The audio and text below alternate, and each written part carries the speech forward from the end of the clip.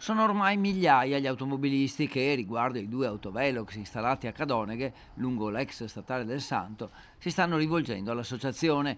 Centralini telefonici in tilt, caselle mail bloccate, in attesa di presentare un esposto in procura a settembre. Intanto oggi l'associazione è stata contattata dal Ministero dei Trasporti, quello di Salvini per intenderci, al quale aveva chiesto dei chiarimenti. Intanto, se l'articolo 36 del codice della strada, che prevede l'obbligo per ogni comune di avere un piano del traffico, è ancora valido. I prefetti devono vigilare su questo documento che è essenziale, ripeto, per la sicurezza stradale, cioè vuol dire è il documento che mette in sicurezza i cittadini sulle strade.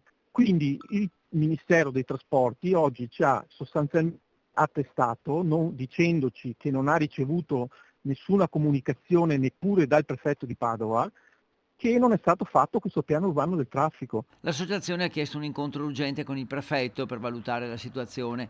Cittadini con molte contravvenzioni, in difficoltà a pagare, aziende preoccupate. Aziende preoccupate perché i propri dipendenti non riescono ad andare a lavorare perché sono senza patente o senza punti patente. Credo che la turbativa popolare sia evidente.